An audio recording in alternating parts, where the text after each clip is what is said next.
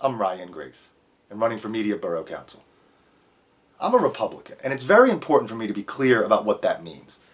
Because, see, I'm a progressive conservative. And if you think that sounds crazy, please, just give me a few minutes of your time. First of all, I'm a Republican because I'm a conservative. And being a conservative in government, not in your social life or how you dress, but being a conservative in government means being the kind of person who favors limited government and free markets. A liberal, on the other hand, is someone who's more comfortable with large government-run programs and more socialist-type economics. For a long time now, our national political conversation has gotten more and more toxic, to the point that some words are being entirely misused. Specifically, a lot of people assume that being a progressive is the same thing as being a liberal, but it's not. The opposite of a progressive is not a conservative. The opposite of a progressive is a regressive. And a regressive person in government is someone who wants to use the law to keep things the way they are, or maybe even turn them back a little bit to some idea of the good old days. A progressive, on the other hand, is someone who wants to make sure that government improves people's lives. A progressive is someone who realizes that times change, so government is going to have to change with it. Basically, conservatives and liberals disagree about how government should work. Progressives and regressives disagree about what government should even be doing. And you can have a mix of both types.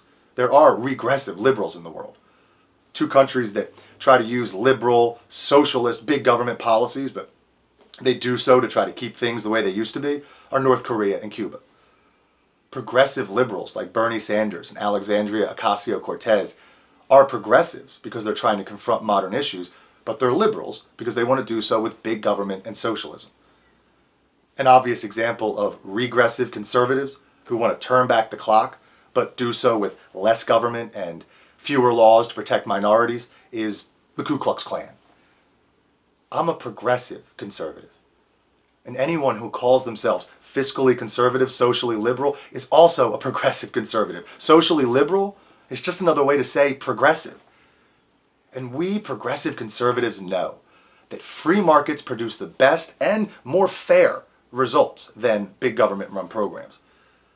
Progressives know that when society produces new issues and new problems, we should try to first use laws that are already on the books instead of just immediately writing new laws every time there's a new issue.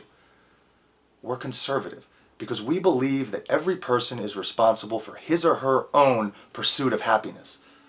But we're progressives because we understand that government exists at all, in the words of our greatest president, for the people.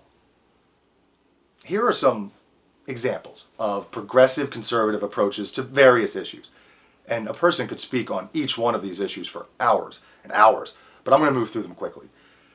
First of all, progressives understand that in the 21st century, governments are going to have to address humanity's impact on the environment. And liberals are now proposing things like banning entire types of fuel. As a progressive conservative, I would suggest something like requiring companies to disclose their climate vulnerabilities. Climate vulnerability is a monetary estimate of two things. First of all, how much money a company has at risk because their properties might be damaged or even destroyed by things like forest fires or rising ocean levels. And also, how much money that company could owe if it was sued for things that it is currently doing to the environment. Whenever someone tries to say that climate change isn't real, I tell them to just go ask a banker. Because economists and financial markets and investment banks regularly make estimates of climate vulnerabilities for different organizations. And if we just require companies to disclose that figure, first of all, it's less government regulation than actually telling the company what to do with their business. But more importantly, it will actually work. Investors will very quickly leave companies that are destroying the planet. Even if those investors are insensitive about the environment, no one wants to get sued. On the other hand, companies will be able to fight government regulations about things like what fuel they can use. Companies will fight those regulations in court and with lobbyists for years. But if their shareholders leave, those companies can collapse overnight. The free flow of capital and money, when pointed toward justice, is the best way to get positive results. And as progressive conservatives, the Republican Party can live up to its limited government ideal by saying end the drug war. A total ban on substances is big government and is clearly not working. The progressive conservative approach would be to write a whole new system of laws that are specifically aimed at certain substances in certain situations. That way, we can finally regulate these dangerous and deadly substances in a way that actually helps people suffering from addiction. And we can regulate them in a way that stops disproportionately hurting the poor, and regulate them in a way that provides real structural change to people living on both sides of the southern border. Progressive conservatives also understand that government does have to try to help the economically disadvantaged. But instead of the big government idea of a guaranteed income, progressive conservatives would suggest changing how we fund our public schools to get away from property tax. Equal education funding is a limited government way to address growing economic disparities.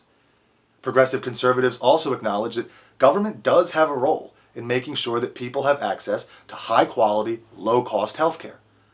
But again, instead of the big government idea of creating a national healthcare provider, progressive conservatives would overhaul the entire national health insurance system so that we can bring down the cost of health insurance by increasing the competition between the health insurance companies. And we also have to make sure that the pharmaceutical companies are required to fully and openly negotiate with the federal government and Medicare. And we should use antitrust laws that are already on the books to combat horrible instances of medical price gouging. In response to unimaginable gun violence, many liberals are now suggesting laws that would stop anybody from owning certain weapons. Progressive conservatives would address the actual problem, which is keeping certain people from having any weapons. Each state should adopt a system that provides temporary restraining orders, just like we have for domestic violence, but temporary restraining orders against gun and weapon ownership for people who have recently experienced a mental episode, or for people who are publicly exhibiting red flags and warning signs like almost every single mass shooter has done. And those of us who understand that capitalism produces better results than socialism, we have the responsibility to make sure that those free markets are fair markets. Corporate and financial laws can't be written to just obviously benefit the rich. The whole idea of capitalism is that fair competition produces the best results for the most people. So obviously the competition has to be well regulated. And progressive conservatives understand the simple economic value of having a growing workforce. So we don't want to build a wall on the southern border. We want to build the best immigration system the world has ever seen. This country will rise to the challenge of keeping out dangerous individuals, but at the same time, bringing in people who are hardworking and who yearn to breathe free in the greatest country on earth, and then connecting those people with the cities and the towns across this country that economically need them in the workforce. Unfortunately, there are a lot of regressives in the current Republican Party. But the Republican Party has a long history of progressive leadership, from Lincoln to Teddy Roosevelt to Dwight Eisenhower. And if you look at it, the two major political parties in this country have a huge change every 80 years or so. Since the last one was in the 1960s, we're due. So many people, and so many young people, are anxious to address the 21st century modern problems, but do so in the conservative ways of limited government and free markets. Let's be honest. Limited government and free markets are what made this country great. From connecting the continent with railroads to reducing and shrinking the size of the globe with inexpensive airline travel, all the way through the invention of the internet, smartphones, and every app that we use every day, all of that was produced with well-regulated competition. Independence is obviously the heart of this country, but we have our greatest moments when we rise to our progressive spirit. Americans fought for freedom in World War II because we're progressives, but we won World War II because our competing companies and our strong financial markets produced the best technology and also gave our troops the best supply lines the world had ever seen. We went to the moon because, first of all, Americans have the vision to look toward the stars, but also because we created that technology with competing contractors. You are watching this video right now because of technology that's thanks to America's progressive conservative spirit. True, honest, conservative ideas and economics produce the best results. That's why I'm a conservative. That's why I'm a Republican. But it is time for a Republican Party that is ready and able to confront modern issues. And that's why I'm a progressive conservative. I'm Ryan Grace. I'm running for Media Borough Council. I'll see you around.